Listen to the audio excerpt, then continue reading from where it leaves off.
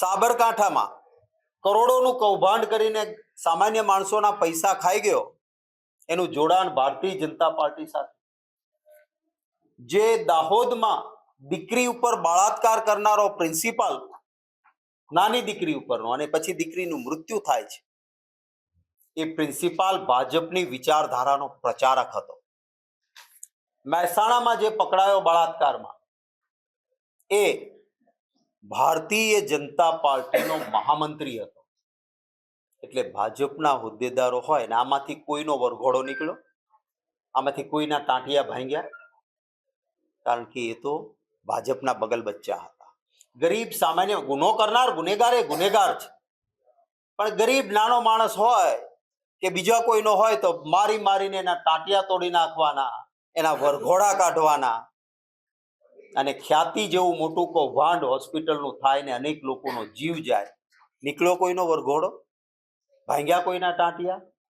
આ પ્રકારની બેવડી નીતિ એ ભારતીય જનતા પાર્ટીના શાસનમાં ચાલે છે. ઈશ્વરની આરાધના મોક્ષની પ્રાપ્તિ માટે થાય, મતોની પ્રાપ્તિ માટે ના થાય. હું હિન્દુ છું, હું પ્રાર્થના મારા માતાજીને, રામ ભગવાનને, કૃષ્ણ ભગવાનને પૂજન કરું તો મોક્ષની પ્રાપ્તિ માટે હોય, મતોની પ્રાપ્તિ માટે ના હોય.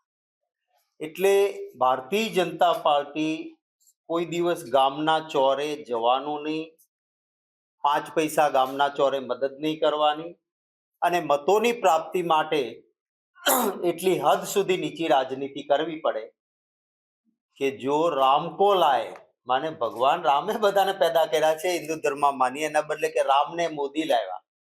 ને એ કારણોસર મને લાગે છે મોહન ભાગવતજીએ કહેવું પડ્યું હોય તો વ્યાજબી છે. બીજી વાત એ છે કે આપણો હિન્દુ ભારતીય દુનિયામાં ક્યાંય પણ જતો તો દૂધમાં સાકર ભળે એમ ભળી જતો. ક્યારેય દુનિયાના કોઈ પણ છેડે હિન્દુને તકલીફ નહોતી પડતી, કારણ કે આપણો સાચો સનાતન ધર્મ, હિન્દુ ધર્મ શું કહે છે કે આત્મા અમર છે, દરેક યોનિમાં એને જન્મ લેવો પડે.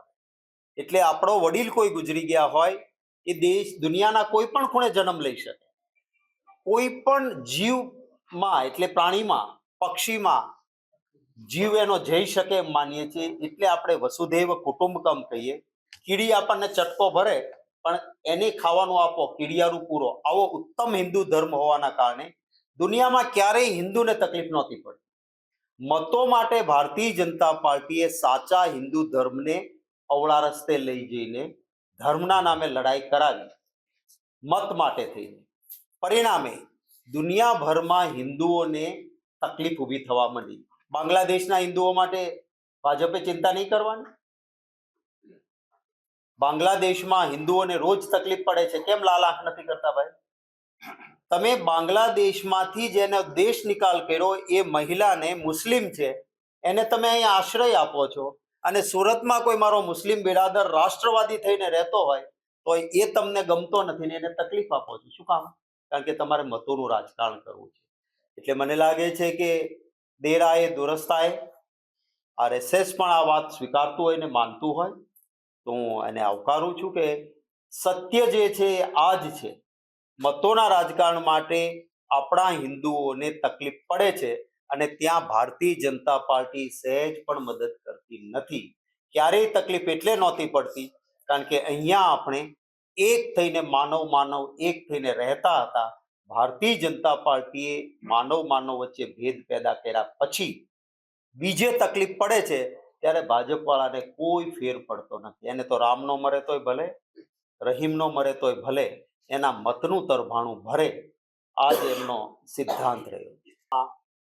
ભય મુક્ત ભ્રષ્ટાચાર ભાજપના શાસનમાં ચાલે છે. ભય મુક્ત ભ્રષ્ટાચાર. જે અધિકારી મિનિસ્ટરને ત્યાં ઓફિસમાં કામ કરતા હોય એને પાછા લાવીને સુરતમાં મૂકવાના, અને એના પાસે ગરબડ કરાવવાની, અને બલીનો બકરો બીજાને બનાવવાનો. હું માનું છું કે જો સંપૂર્ણ દૂધે ધોયેલી ભારતીય જનતા પાર્ટીની સરકાર હોય તો સુરતની આ જમીનોના કૌભાંડો હાઈકોર્ટના સિટિંગ જજના માધ્યમથી સંપૂર્ણ તપાસ કરાવે. જો ભાજપ સંપૂર્ણપણે સ્વચ્છ છે, પૈસો ખાધો નથી, ભ્રષ્ટાચાર કર્યો નથી, તો હાઈકોર્ટના સિટિંગ જજ મારફત આ સમગ્ર પ્રકરણની તપાસ કરાવે ચોક્કસ જ્યાં જ્યાં ભ્રષ્ટાચારના મુદ્દાઓ હોય છે ત્યાં આ રાજ્યનો વિષય છે, એટલે ધારાસભામાં અમારા મિત્રો જે છે એ જરૂર ઉઠાવશે. કલેક્ટર જે છે એ ઓલ ઇન્ડિયા સર્વિસ કમિશનના દ્વારા નિયુક્ત થયેલી વ્યક્તિ આઈએસ હોય છે, એટલે એના સંદર્ભનો પ્રશ્ન સંસદમાં પૂછી શકાય એ જરૂર પ્રશ્ન પણ પૂછીશું, જરૂર પડે મુદ્દો પણ ઉઠાવીશું. પણ સત્ય હકીકત એ છે કે ભારતીય જનતા પાર્ટી ભ્રષ્ટાચાર કરાવે છે, ધન સંગ્રહ કરે છે. ઇલેક્ટોરલ બોન્ડ પણ શું હતું, એટલે આમાં તટસ્થ તપાસ થાય એ અત્યંત આવશ્યક. આંતરરાષ્ટ્રીય પરિસ્થિતિના કારણે થોડો આપણને ફાયદો જરૂર મળ્યો કે બાંગ્લાદેશમાં ડિસ્ટર્બન્સ ઊભું થયું, જેના કારણે ટેક્સટાઇલ અને એમ્બ્રોઇડરીનો ધંધો છે એમાં જે અસર આવવી જોઈએ એ ઓછી આવી અને આપણને થોડો ફાયદો બાંગ્લાદેશમાં ડિસ્ટર્બન્સીસ થવાના કારણે મળ્યો, નહીતર તો ઓર ખરાબ પરિસ્થિતિ થાય. માનનીય અમિતભાઈ ઈએસઆઈ વિશેની કે જેમાં પૈસા મળવા જોઈએ, આપઘાત કરવો જ ન પડે એવી કોંગ્રેસની નીતિ હતી, અંગેની પણ વાત કરશે. માનનીય મુકુલજી આપને બાબા સાહેબ આંબેડકરના અપમાન અંગેની પણ આપની સમક્ષ વાત કરશે. ઇકો ઝોનના નામે સૌરાષ્ટ્રના અનેક ગામડાઓ બરબાદ થાય એવી પરિસ્થિતિ પેદા થઈ છે. અને મારી છેલ્લી વાત કરી દઉં કે ભારતીય જનતા પાર્ટીના પ્રદેશ પ્રમુખે કહ્યું કે સત્તા પક્ષે સંસદ ખોરવી નથી, આવું એમણે કહ્યું. આપ સૌને વિનંતી છે કે દિલ્હીમાં રાજ્યસભાની ગેલેરીમાં પ્રેસના મિત્રો બેસે છે, 6 દિવસ સુધી સતત સંસદનું રાજ્યસભાનું કામ ન ચાલવા દેવામાં આવ્યું હોય તો એ સત્તા પક્ષના કારણે નહોતું થાય. અને મારી ચેલેન્જ છે, કારણ કે રાજ્યસભા ટીવી તો બધી બાજુ નથી બતાવતી, પણ દિલ્હીમાં રાજ્યસભાની પ્રેસમાં ગેલેરીમાં બેસનારો એક પણ માણસ એમ કહી દે કે સત્તા પક્ષે સંસદ ખોરવી નહોતી, તો જે કઈ સજા કરવાની હોય ભાજપ તરફથી ભોગવવા તૈયાર છું, કારણ કે અમને અસત્ય વાતો કરવાની ટેવ નથી. ભારતીય જનતા પાર્ટી વિશે નીતિશ કુમારે કહ્યું હતું કે બીજેપી એટલે બડકા જૂઠા પાર્ટી, એટલે આવું જૂઠાણું કમસે કમ ના ચલાવે, સત્યનો સ્વીકાર કરે એવી અપેક્ષાઓ રાખું છું. સંગઠન અંગેની અમારી કામગીરી સમગ્ર ગુજરાતમાં ચાલી રહી છે. એના ભાગરૂપે અને આજે જે ગુજરાતમાં લોકોની તકલીફ છે, તમે જુઓ, નથી ગુજરાતીઓએ અમને મત આપ્યા એવું નથી. 2002ના ધરતીકંપ સમયના ગાળો જુઓ તમે, તો મોટા ભાગની જિલ્લા પંચાયતો 95% જિલ્લા પંચાયતો કોંગ્રેસની બની હતી, તાલુકા પંચાયતો 96% બની હતી, અને અમદાવાદ મ્યુનિસિપલ કોર્પોરેશન કે રાજકોટ મ્યુનિસિપલ કોર્પોરેશનમાં પણ અમારા મેયર હતા. એ પછી પણ 2015માં કોંગ્રેસની સત્તા સ્થાનિક સ્વરાજની સંસ્થાઓમાં આવી હતી. 2017માં માત્ર થોડી બેઠકો માટે અમે 81 બેઠકો જીત્યા હતા, 17 બેઠકો નજીવા મતથી હાર્યા હતા. એટલે વાત સાચી છે કે રાજ્યની સત્તામાં લોકસભામાં પણ તમે 2004 અને 2009માં જુઓ તો ઓલમોસ્ટ અડધી બેઠકો ગુજરાતીઓએ કોંગ્રેસને આપી હતી. મારા વાલા ગુજરાતીઓ આ બધું જોવે છે, અને હું અહંકારી નથી. ગુજરાતની જનતા જ એક પરિવર્તન આપશે, અને એ સત્તા પડાવી લેવા માટેનો સંઘર્ષ નથી, સેવાની સાધનાનો પુરુષાર્થ છે. આ ગુજરાતમાં જે કોઈ વડીલો છે એમને આ પૂછજો કે ડોક્ટર કે એન્જિનિયરિંગ કેટલા રૂપિયામાં થવાતું હતું, આજે કેવું વ્યાપારીકરણ થઈ ગયું. આપણી સિવિલ હોસ્પિટલમાં હું પોતે આરોગ્ય મંત્રી હતો, 268 લાઈફ સેવિંગ ડ્રગ્સ સાવ મફત આપતા હતા. મહારાષ્ટ્ર અને રાજસ્થાનથી લોકો અહીંયા મફત સેવા લેવા આવતા હતા. આજે સિવિલ હોસ્પિટલોની હાલત શું છે? જે શ્રીમંતો માલામાલ થયા, મધ્યમ વર્ગનો માણસ આજે મુશ્કેલીમાં છે. એના વચ્ચે એક પોઝિટિવ એજન્ડા સાથે અમે આવતી ચૂંટણીમાં જઈશું. મુખ્યમંત્રી કોણ બને છે કોઈ મહત્વ નથી. અમારી વિચારધારાનો મુખ્યમંત્રી હશે એ ફરી ગુજરાતની અસ્મિતાનું પુનઃસ્થાપન કરશે, જ્યાં આ બધા પ્રશ્નો, પરંતુ લોકોના હાથમાં છે. પરિવર્તન આપવું એ પણ લોકોના હાથમાં છે. અમે અમારો સકારાત્મક એજન્ડા લઈને જરૂર જઈશું. શેરીથી લઈને પાર્લામેન્ટ સુધી મુદ્દો ઉઠાવીએ છીએ. એક જવાબદાર રચનાત્મક વિરોધ પક્ષ તરીકે અમારું કામ હોય છે સરકારનું ધ્યાન દોરવાનું, લોક જાગૃતિ, લોક સમસ્યાને સાંભળવાનું. જ્યાં જ્યાં મોકો મળ્યો છે ત્યાં કોંગ્રેસ પાર્ટીએ રોડ ઉપર ઉતરીને પણ, જેમ કે વડોદરામાં લોકોની તકલીફ પડી તો રોડ ઉપર નીકળીને આંદોલન કર્યું. ઇકોઝોનનો પ્રશ્ન છે તો કોંગ્રેસ પાર્ટી ખેડૂતોને સાથે રહીને ત્યાં પણ કરે છે. અહીંયા અમે આ મુદ્દાઓ ઉઠાવ્યા છે અને અમારા વિધાનસભા કોંગ્રેસ પક્ષના નેતા અમિતભાઈ પણ મળ્યા છે. મારી પણ કેટલાક લોકો સાથે ચર્ચાઓ થઈ છે. જરૂરિયાત ઊભી થઈ આંદોલનના સ્વરૂપમાં પણ, પરંતુ તમે જોયું હશે કે લોકશાહીમાં આંદોલન કરવું, અવાજ ઉઠાવવો, વાણીની અભિવ્યક્તિ આ મૌલિક અધિકારો છે. પણ આજના સત્તાધીશો બંધારણનો આર્ટિકલ 14 એવું કે કાયદો બધા માટે સમાન હોવો જોઈએ. ભાજપવાળા માટે બે કાયદા છે. એક એમના ખેસ પહેરેલા હોય અને કોઈ કાયદો જ લાગુ ન પડે, અને બીજા ઉપર દંડા ચલાવવાના. સુરતનો જ દાખલો આપું તો અમારા નેતાઓના પૂતળા ભાજપવાળાએ બાળ્યા અને ત્યારે પોલીસ એને રક્ષણ આપતી હતી, બાળો વાંધો નહીં. અને યુવક કોંગ્રેસને NSUIના છોકરાઓએ જ્યારે બાબા સાહેબ આંબેડકરનું અપમાન થયું હોય, આ દેશની એક મહાન વ્યક્તિ જેના વિશે જેમ તેમ બોલાયું હોય, આપે વિડીયો જોઈ, પાછળથી ભાજપના સંસદ સભ્યો કહેતા હતા, બીવે બહુ અમિત શાહથી, એટલે ત્યાં બીતા બીતા કહેતા હતા, અમે તો રાજ્યસભામાં સાંભળતા હતા, સાહેબ આંબેડકરજી બોલો, સાહેબ આંબેડકરજી બોલો, કારણ કે આંબેડકર આંબેડકર કરતા હતા. પેલા પાછળથી બોલે, સાહેબ બાબા સાહેબ બોલો, સાહેબ બાબા સાહેબ બોલો, તો પણ એ બોલતા નહોતા અને બાબા સાહેબનું અપમાન કરતા હતા. ખરગે સાહેબ અમારા વયોવૃદ્ધ નેતા, એને ધક્કે ચડાવવાનું કામ કર્યું હતું.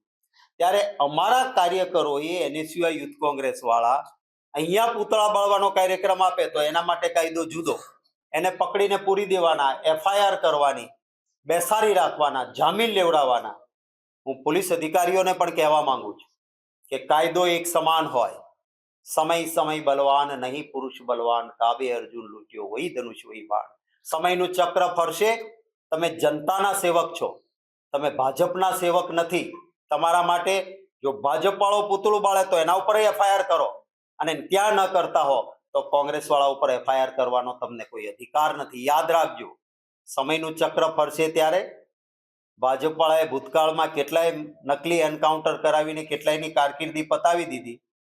કોઈની આડા આવતા નથી, પોતાની જાત બચાવે છે. એટલે પોલીસ અધિકારીઓ પણ આ વસ્તુ સમજે એવી વિનંતી. તો આવતા દિવસોમાં હીરા ઉદ્યોગને તકલીફ થશે. આપણા વડાપ્રધાન શ્રી અમેરિકા ગયા તો અહીંયા સિન્થેટિકને બ્રેક મારવાની તો વાત જુદી રહી. લેબ ગ્રોન ડાયમંડ એટલે કે સિન્થેટિક ડાયમંડ, લેબોરેટરીમાં બનેલો હીરો, એ અમેરિકાના રાષ્ટ્રપતિના પત્નીને એ ભેટ આપીને આવ્યા. પરિણામે એક છાપ ઊભી થઈ કે હિન્દુસ્તાનમાં ડુપ્લિકેટ લેબ ગ્રોન ડાયમંડ નું હબ થવા માંડ્યું છે. આના કારણે આપણા હીરાને શંકાની નજરે જોવાનો થયો. લેબ ગ્રોન ડાયમંડ સામાન્ય પરીક્ષણમાંથી પસાર થાય તો ખબર ના પડે કે લેબ ગ્રોન છે કે ઓરિજિનલ છે. એના જે સાયન્ટિફિક લેબોરેટરીના ટેસ્ટ ખૂબ મોંઘા થાય અને આપણા હીરાઓને એમાંથી પસાર થવાનું થયું એ મંદીનું એક કારણ છે. બીજું મંદીનું કારણ છે, આપણે ત્યાં વધારેમાં વધારે રશિયન ડાયમંડની રફ વપરાતી. રશિયાની રફ આવે, આપણે ઘસી અને મોટા ભાગે રશિયન રફ આપણે ત્યાં યુઝ થતી. G8 કન્ટ્રીઝે, આ દેશોએ એવો નિર્ણય કર્યો કે રશિયન રફમાંથી બનેલો હીરો અમે નહીં સ્વીકારીએ. એની અસર સીધી આપણા સુરત ઉપર થઈ. મેં વડાપ્રધાનશ્રીને ઈમેલ કર્યો હતો કે તમે બહાર દુનિયામાં ફરો છો, આ G8ના કન્ટ્રીઝ પર દબાણ લાવો, તમારો 56નો સીનો કહો છો, 56ની છાતી એ બતાવો, લાલ આંખ કરો કે ભાઈ રશિયા અને યુક્રેનની લડાઈમાં રશિયાને સજા થાય સમજી શકાય, પણ શા માટે મારો સુરતનો વેપારી સહન કરે? G8 કન્ટ્રીઝ રશિયન રફમાંથી સુરતમાં બનેલો હીરો ન સ્વીકારે તો સૌથી મોટી માર્કેટ ઉપર અસર થશે અને એનો ભોગ આપણા સુરતના ઉદ્યોગને બનવું પડશે. અમેરિકા જતા હતા હમણાં છેલ્લે, ત્યારે પણ મેં એમને ઈમેલ કરી હતી કે તમે જાઓ છો અમેરિકા, દબાણ કરો અમેરિકા ઉપર કે ભાઈ આ G8 કન્ટ્રીઝનો નિર્ણય ખોટો છે, ક્યાંયથી પણ રફ લાવીને સુરતમાં હીરો બન્યો છે એને સ્વીકારાય એ પ્રકારનો નિર્ણય કરાવો. મને દુઃખ છે કે નિર્ણય નથી થઈ શકે. આપણા ગુજરાતમાં જે રીતે ડ્રગ્સનું ચલણ વધ્યું છે, એપી સેન્ટર બન્યું, ડ્રગ્સ ક્યાંયથી પકડાય તો મારા ગુજરાતમાંથી પકડાય, એ આપણા સૌના માટે શરમજનક છે. અને ભારતીય જનતા પાર્ટીની હપ્તા ખાવ પદ્ધતિ, માનીતાઓને માલામાલ કરો, ગુંડાઓને સીધો ખેસ પહેરાવો, ભાજપના સભ્ય બનાવો અને મન પડે એવું કરવાનો પીળો પરવાનો આપો, એનું આ પરિણામ છે. સીધે સીધા ગુંડાઓને ભાજપના સભ્ય બનાવીને ધન સંગ્રહમાં એનો ઉપયોગ થાય છે. દાદાગીરી, ગુંડાગીરી કરીને વિરોધ પક્ષના સભ્યો હોય કે સામાન્ય વ્યક્તિઓ એને દબાવવાના, ચૂંટણીઓમાં ગુંડાઓની મદદ લે એટલે ગુંડાઓ પછી ફૂલે ફાલે. આ સ્થિતિ છે. તમે જુઓ કે જે નીટનું પેપર ફૂટ્યું અને જેલમાં ગયો એ ફોડનારો ભાજપનો હોદ્દેદાર હતો. જે સેન્ટરમાં બન્યું એ સેન્ટરનું સીધું જોડાણ ભાજપ સાથે મુખ્યમંત્રી શ્રી, કેન્દ્રીય મંત્રી, શિક્ષણ મંત્રી બધા એના પ્લેટફોર્મ પર રોજ જતા હતા. તમે યાદ કરજો, સુરતમાં જે માણસ ડ્રગ્સમાં પકડાયો એ જિલ્લાઓની થોડી સમીક્ષા કરી છે. આજે સુરત શહેર અને સુરત જિલ્લાના અમારા આગેવાનો સાથે સમીક્ષા કરવાના છીએ. મોટાભાગના જિલ્લાઓની સમીક્ષા બેઠકો પૂર્ણ થઈ છે. જામનગર ખાતે આવતા દિવસોમાં અમે બેસીને 4 જિલ્લા સૌરાષ્ટ્રના બાકી છે એ અને મધ્ય ગુજરાતના જે 4 જિલ્લા બાકી છે, અમદાવાદ ખાતે બેસીને તમામ જિલ્લાઓનું કરીશું. સ્થાનિક સ્વરાજની સંસ્થાઓની ચૂંટણીઓ આવે છે, એની તૈયારીના ભાગરૂપે પણ અમારું કામ અત્યારે ચાલી રહ્યું છે. સુરતના સૌ નેતાઓ, જિલ્લા કોંગ્રેસ સમિતિ પ્રમુખશ્રી, કાર્યકારી પ્રમુખશ્રીઓ, ભાઈ નેશદભાઈ અને ટીમના તમામ લોકોનો આભાર માનું છું કે ખૂબ સારી જનસભા સુરતના લોકોએ સાથ સહકાર પ્રેમ આપ્યો. ખૂબ જબરજસ્ત જનસભા ગઈકાલે રહી, એ માટે સુરતવાસીઓનો અને અમારા નેતાઓનો ખૂબ આભાર માનું છું. આખા વિશ્વમાં એક આર્થિક હબ તરીકે છે. અહીંયાનો ડાયમંડ ઉદ્યોગ, અહીંયાનો ટેક્સટાઇલ ઉદ્યોગ આખા વિશ્વમાં જાણીતો છે. જે ડાયમંડ ઉદ્યોગમાં રત્ન કલાકારો પોતાના આરોગ્યની ચિંતા કર્યા સિવાય જે રફ ડાયમંડને ચમકાવીને હીરો બનાવે છે અને હીરાની ચમકની સાથે સાથે એ રાજ્ય અને દેશની તિજોરી ભરવાનું કામ પણ કરે છે. દેશના પ્રધાનમંત્રી શ્રી આખા વિશ્વમાં જાય ત્યારે સુરતના ડાયમંડ માટેની વાહવાહી લેતા હોય છે, એના માટેનું ગૌરવ પણ લેતા હોય છે. આદરણીય પ્રમુખશ્રીએ જે કીધું એ મુજબ સરકારની ખોટી નીતિઓ, ઉદાસીનતાને કારણે જે રીતે સુરતનો ડાયમંડ ઉદ્યોગ આજે મંદીમાં ગરકાવ થઈ ગયો છે અને એની કારણે આર્થિક રીતે તો મોટું નુકસાન થયું જ છે, પણ સાથે સાથે રત્ન કલાકારો બેરોજગાર થવાથી રોજ આત્મહત્યા કરવા માટે મજબૂર બન્યા છે. હમણાં જ તપાસ કરતા લેબર ડિપાર્ટમેન્ટમાંથી જે માહિતી મળી કે લગભગ 3 લાખ જેટલા રત્ન કલાકારો નોંધાયેલા છે. આ તો નોંધાયેલા 3 લાખ રત્ન કલાકારો છે. ના નોંધાયેલા રત્ન કલાકારોની સંખ્યા ગણીએ તો 10 લાખ કરતા વધારે રત્ન કલાકારો આ સુરતમાં હીરા ઉદ્યોગ સાથે સંકળાયેલા છે. જે વૈશ્વિક કારણોથી સરકારની ઉદાસીનતાઓને કારણે મંદી આવી અને એના કારણે મોટા પ્રમાણમાં રત્ન કલાકારોને આજે નોકરીમાંથી છૂટા કરવામાં આવ્યા છે. એમના કામના કલાકો ઘટી ગયા છે. એમની આવક ઘટવાને કારણે છેલ્લા 1.5 વર્ષમાં જોઈએ તો લગભગ 80 કરતા વધારે રત્ન કલાકારોએ આત્મહત્યા કરવી પડી છે. અનેક પરિવારોને હું પણ મળ્યો છું. અમારા આગેવાનો પણ મળ્યા છે. એમની હાલત જોઈએ તો ભાડાના મકાનમાં રહેતા હોય તો ભાડું ભરવાના પૈસા નથી, હપ્તાથી મકાન લીધું હોય તો હપ્તો ભરવાના પૈસા નથી, અને હપ્તો ત્યારે થાય કે બાળકોની સ્કૂલ ફી ભરવાના પૈસા ન હોવાને કારણે કેટલાય પરિવારોએ પોતાના બાળકોને શાળાથી ઉઠાવી લેવા પડ્યા છે અને પોતાના વતન તરફ જવું પડ્યું છે. ત્યારે એવા સંજોગોમાં 80 કરતા વધારે રત્ન કલાકારો આત્મહત્યા કરી. આ સુરત શહેરમાં રાજ્યના ભારતીય જનતા પાર્ટીના પ્રદેશ અધ્યક્ષ અને કેન્દ્રીય મંત્રી પણ વસવાટ કરે છે. રાજ્યના ગૃહ રાજ્યમંત્રી પણ વસવાટ કરે છે. બધા જ 12 ધારાસભ્યો ભારતીય જનતા પાર્ટીના છે, સંસદ સભ્ય ભારતીય જનતા પાર્ટીનો છે, પણ એક પણ ભાજપનો નેતા કોઈ આપઘાત કરનાર રત્ન કલાકારના પરિવારના આંસુ લૂછવા માટે જતો નથી. મત લેવાના હોય છે ત્યારે એમની પાસે વારંવાર દોડી જાય, સભ્ય નોંધણી કરવાની હોય તો એની પાસે વારંવાર દોડી જાય. એ આજે જ્યારે તકલીફમાં છે, દુઃખમાં છે, એનો પરિવાર આજે તકલીફમાં છે, ત્યારે એને મળવા માટે કે એના આંસુ લૂછવા કોઈ જતું નથી. એ દુઃખની બાબત છે. મંદી ચાલતી હોય, કામદારો બેકાર બન્યા હોય, આત્મહત્યા કરવા માટે મજબૂર હોય, એમ છતાં સરકાર આ યોજના હેઠળ પણ લાભ આપતી નથી. ખરેખર તો સરકારે આ હીરા ઉદ્યોગની મંદીમાંથી એને ઉગારવા માટે, કામદારોને રક્ષણ આપવા માટે, સહાય માટે કોઈ સ્પેશિયલ પેકેજ બહાર પાડવાની જરૂર છે. અને છેલ્લા 1 વર્ષથી અમે પણ માગણી કરીએ છીએ, કામદારો પણ માગણી કરે છે અને એના કારખાનેદારો પણ માગણી કરે છે, પણ સરકાર એના માટે એક પણ કોઈ પગલું લેતી નથી. તો પેકેજ જાહેર કરવામાં આવે એવી પણ માગણી કરીએ છીએ. અને આ રાજીવ ગાંધી શ્રમિક કલ્યાણ યોજનાને તાત્કાલિક લાગુ કરી અને જેટલા રત્ન કલાકારો બેકાર બન્યા છે એ બધા જ લોકોને એનો લાભ આપવામાં આવે એવી માગણી કરીએ છીએ.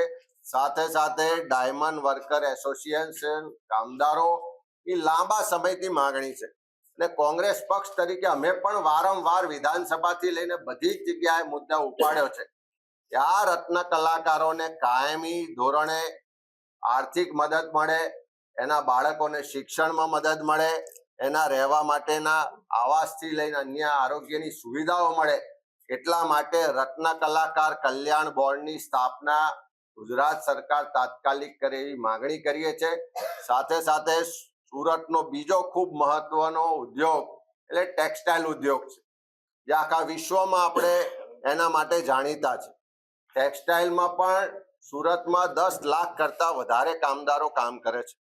આજે એમાં પણ જે મંદીની સ્થિતિ છે, અનેક કારખાનાઓ બંધ થાય છે, કામના કલાકો ઘટ્યા છે, અનેક જગ્યાએ ટેક્સટાઇલ ઇન્ડસ્ટ્રીમાં પણ કામદારો બેકાર બન્યા છે. ત્યાં પણ જીએસટીની હેરાનગતિને કારણે કારખાનેદારો મુશ્કેલમાં છે. જે એમએસએમઈ યુનિટો છે એને રીપેમેન્ટ માટેના 90 દિવસથી ઘટાડીને 45 દિવસ કરવામાં આવ્યા, અને એના કારણે પણ આજે એમએસએમઈના જે માલિકો છે એ ખૂબ તકલીફમાં છે. આ પ્રશ્નોની ચિંતા પણ સરકાર દ્વારા કરવામાં આવતી નથી. ત્યારે રાજીવ ગાંધી શ્રમિક કલ્યાણ યોજનામાં ડાયમંડ વર્કર્સ અને ટેક્સટાઇલ વર્કર્સ બંનેનો સમાવેશ કરી અને એક ઝુંબેશના સ્વરૂપો જે લોકો બેકાર બન્યા છે, જેની નોકરી ગુમાવી છે, એવા તમામ લોકોને લાભ આપવામાં આવે. સરકાર એના માટે સ્પેશિયલ પેકેજ જાહેર કરે અને રત્ન કલાકાર કલ્યાણ બોર્ડની સ્થાપના કરે એવી માગણી કરી. ઈએસઆઈ ના જે લાભાર્થીઓ છે એ લગભગ 6 લાખની આસપાસ લાભાર્થીઓ છે. અને આ ઈએસઆઈ યોજના એટલા માટે જ લાવવામાં આવી હતી કે જે પણ કામદારો છે એને તકલીફના સમયમાં વીમાનું કવચ મળે અને એને તકલીફના સમયમાં આર્થિક રીતે સહારો અને સથવારો મળે. આજ સુરતના ઇન્ડસ્ટ્રીયલ એરિયામાંથી દર મહિને 10 થી 15 કરોડ રૂપિયા ઈએસઆઈમાં કપાત તરીકે જમા થાય છે. આ છેલ્લા 5 વર્ષની સરાસરી જોઈએ તો 10 થી 15 કરોડ રૂપિયા દર મહિને જમા થાય.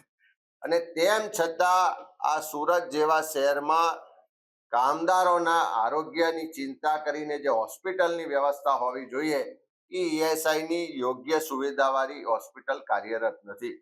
સાથે સાથે જેમ મેં પહેલા કીધું 3 લાખ રત્ન કલાકારો નોંધાયેલા છે, પણ 10 લાખ કરતા વધારે કામ કરે છે એમાં જ્યારે મોટા પ્રમાણમાં મંદી આવી હોય, મોટા પ્રમાણમાં રત્ન કલાકારો આજે બેરોજગાર બન્યા હોય, કારખાના બંધ થતા હોય, કામના કલાકો ઘટ્યા હોય, એમની છટણી કરવામાં આવતી હોય, ત્યારે એમના રક્ષણ માટે દેશમાં જ્યારે કોંગ્રેસના નેતૃત્વવાળી યુપીએ સરકાર હતી ત્યારે 2005માં રાજીવ ગાંધી શ્રમિક કલ્યાણ યોજના શરૂ કરવામાં આવી અને આ યોજના શરૂ કરવા પાછળનો હેતુ જે હતો કે કોઈ પણ કારખાનું હોય, ફેક્ટરી હોય, તેમાં કદાચ કોઈ કારણસર બંધ કરવાની સ્થિતિ આવે, કામદારો બેરોજગાર થાય, કાં તો કામદારોને છૂટા કરવામાં આવે તો એણે બેરોજગારીનો સામનો ના કરવો પડે, આર્થિક તકલીફમાં ના મુકાવવું પડે, એટલા માટે એને ચિંતા કરીને એને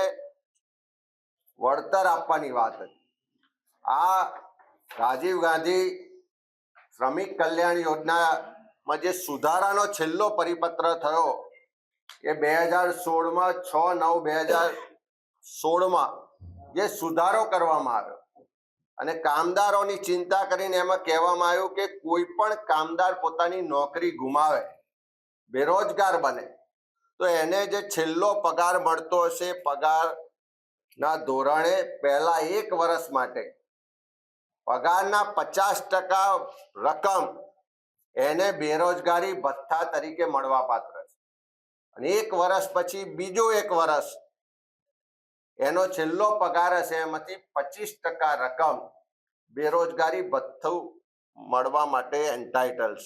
अखिल भारतीय कांग्रेस कमेटी की सचिव उषाबेन नायडू जी, नैशद देसाई जी, तुषार चौधरी जी, धनसुख राजपूत जी और यहाँ पर उपस्थित सभी पत्रकार साथियों, 25 नवंबर को लोकसभा का अधिवेशन शुरू हुआ और 26 नवंबर 1949 को जो भारत के संविधान सभा ने संविधान को मंजूरी दी, उसके 75 वर्ष पूरे होने जा रहे थे। ऐसी स्थिति में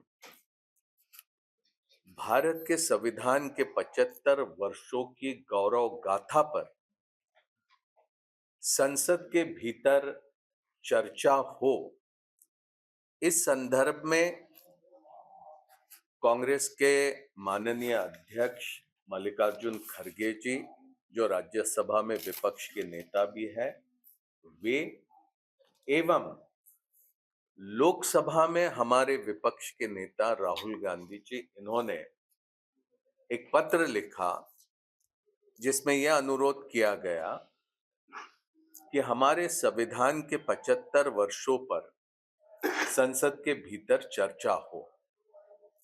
2 दिन का समय ये लोकसभा के लिए तय हुआ, 2 दिन का समय ये राज्यसभा के लिए तय हुआ। हमारी ये उम्मीद थी कि संविधान के प्रति भारत को एक मजबूत लोकतंत्र करके खड़ा करने में अहम भूमिका निभाई, उस पर सभी राजनीतिक दल अपनी बात कहेंगे, लेकिन इंडिया गठबंधन के साथियों की बात एक तरफ और भारतीय जनता पार्टी और उनके मित्र दलों की बात दूसरी तरफ। 75 वर्ष संविधान के गौरव गाथा ऐसी चर्चा होने की बजाय ये पूरा 4 दिन का समय भारतीय जनता पार्टी के तमाम लोग, प्रधानमंत्री जी से लेकर तो सभी के सभी वे लोग जिन्होंने संसद में इस विषय पर अपने विचार रखे, उन्होंने कांग्रेस के ऊपर आरोप प्रत्यारोप करने का प्रयास किया और सबसे अधिक तो उस समय हमें परेशानी हुई जब राज्यसभा में 2 दिन के चर्चा के उपरांत उस चर्चा पर जवाब देने के लिए जब भारत के गृह मंत्री अमित शाह जी वहां पर आते हैं तो क्या कहते हैं अभी एक फैशन हो गया है, अम्बेडकर अम्बेडकर अम्बेडकर अम्बेडकर। ये बातें आपने भी सुनी होगी, जिसको हम यहाँ पर अमित शाह की जुबानी यहाँ पर हम आपके सामने पेश कर रहे हैं। ये कोई तोड़ मरोड़ करके हम पेश नहीं करते। ये हिंदुस्तान की जनता ने सुना और दुनिया के लोगों ने देखा। ये घोर आपत्तिजनक है। ये बाबा साहब अंबेडकर जी का अपमान करने का बयान है। ये बाबा साहेब अंबेडकर के प्रति व्यंग्यात्मक तरीके से जो बात अमित शाह जी ने करी, वो हमने आपके समक्ष रखी। उनके दिल के भीतर जो बाबा साहब अंबेडकर जी के प्रति विचार है, भावनाएं हैं, वो एक तरह से वो चर्चा का जवाब देते हुए वहां पर उजागर हुए। वो भारत के संविधान में भारतीय जनता पार्टी विश्वास नहीं रखती। हमारे बुनियादी उसूल, चाहे वो समाजवाद के हैं, उसके विरोध में है, धर्मनिरपेक्षता के विरोध में है, संसदीय लोकतंत्र के विरोध में है, सामाजिक न्याय के विरोध में है, समता के विरोध में है, समानता के विरोध में है, भाईचारे के विरोध में है। हर वो बुनियादी उसूल जो हमारे संविधान में है, वो हर उसूल के खिलाफ भारतीय जनता पार्टी है। उन्होंने भारत के संविधान को नहीं माना था। आप अच्छे से जानते हैं कि राष्ट्रीय स्वयं सेवक को गृह मंत्री रहते हुए, डिप्टी प्राइम मिनिस्टर रहते हुए सरदार पटेल जी ने प्रतिबंध लगाया था, और वो प्रतिबंध गांधी जी के हत्या के बाद जो लगाया था, वो तब प्रतिबंध हटाया गया जब उनके ऊपर कुछ कंडीशंस लगाई गई। और वो कंडीशंस में एक पहली कंडीशन ये थी कि राष्ट्रीय स्वयंसेवक संघ ने भारत के संविधान के प्रति अपना समर्पण जाहिर करना चाहिए। उन्होंने अपना संविधान तैयार करना चाहिए। वे राजनीति में नहीं, सिर्फ सांस्कृतिक गतिविधियों में हिस्सा लेंगे, इस तरह का वो सारा वो कंडीशंस थी। लेकिन आज ये कहना पड़ता कि सरदार पटेल जी ने जो कंडीशंस लगाई थी, उसके अनुरूप आरएसएस का काम नहीं चल रहा। वो हर कंडीशन तोड़कर आज आरएसएस अपनी गतिविधियां कर रही है। एक जिम्मेदार राजनीतिक दल, एक ऐसा राजनीतिक दल जो बहुत पुराना है, पहले चुनाव से लेकर अब तक के हर चुनाव में हिस्सा लेते रहा।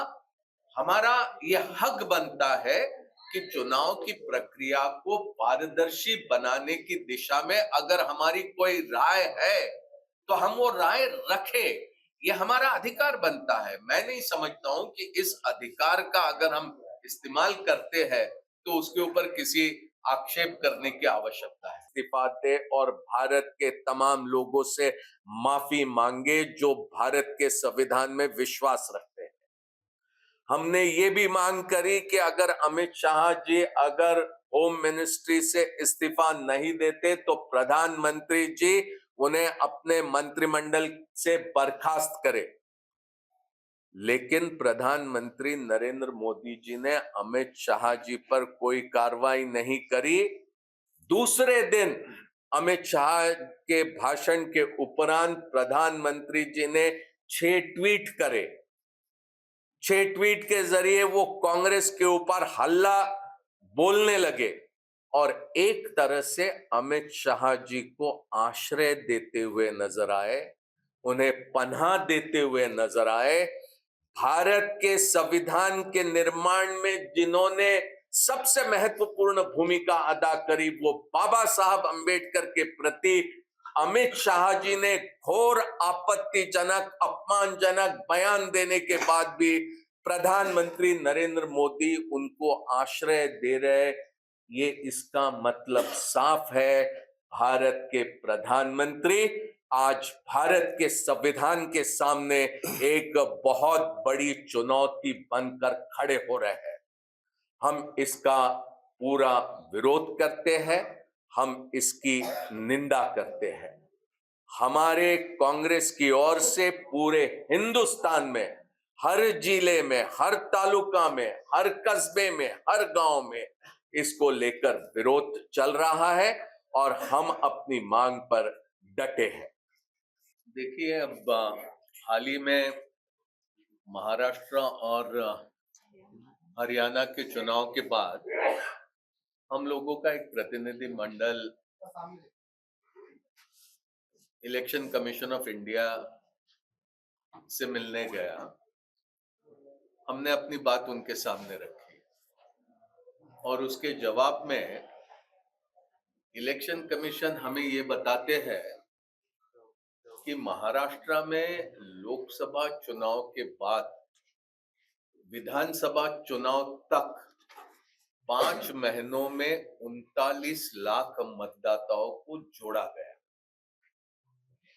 इससे पहले के आंकड़े अगर देखें तो 2009 से 14 के बीच 72 लाख, 14 से 19 के बीच 63 लाख और 2019 से 2024 के बीच में 70 लाख। इस तरह से 5-5 साल के पीरियड में मतदाताओं को जोड़ा गया था, लेकिन 5 महीनों में 3 जून 2024 के बाद 39 लाख मतदाताओं को जोड़ा गया। करीब 6 लाख मतदाताओं को डिलीट किया गया। हमने ये मांग रखी कि ये जो सारी जानकारी है ये बूथ वाइज आप अपने वेबसाइट पर चढ़ा दीजिए। फॉर्म 6, 7, 8 और 8A के मुताबिक जो अर्जी इलेक्शन कमीशन के समक्ष लोगों ने रखी, उसकी पूरी जानकारी ये पब्लिक डोमेन में रहनी चाहिए। इलेक्शन कमीशन ने हमें बताया कि हम ये जानकारी उपलब्ध करा देंगे। वो अभी तक उपलब्ध हुई ये जानकारी मुझ तक नहीं मिली है। ईवीएम के बारे में हमने ये एक सुझाव दिया कि महाराष्ट्र में से कोई भी रैंडम 25 ईवीएम आप उठा लीजिए, 25 ईवीएम रैंडमली हरियाणा से आप ले लीजिए। दिन भर उसका काम चलने के उपरांत आप शाम को ये दिखा दीजिए कि उसमें 99% बैटरी अभी भी बची हुई है, तो हम आपकी जो भी बात है हम वो मानने के लिए तैयार है, लेकिन उस पर आगे की कार्रवाई अब तक नहीं हुई। कांग्रेस अध्यक्ष खड़गे जी ने और कांग्रेस पार्टी की ओर से हमने कहा कि चुनाव में ट्रांसपेरेंसी लाने के लिए बैलेट के जरिए मतदान होना चाहिए। उस दिशा में हमने लोगों के बीच अपनी बातचीत पहुंचाने का काम किया है। इससे पहले भी 2019 में जब इलेक्शन कमीशन ने तमाम राजनीतिक दलों के प्रतिनिधि को बुलाया था जानकारी लेने के लिए, उस समय भी क्योंकि मैं स्वयं कांग्रेस पार्टी से उस मीटिंग में उपस्थित था, हमने ये बात रखी थी कि बैलेट के जरिए चुनाव होना चाहिए, लेकिन चुनाव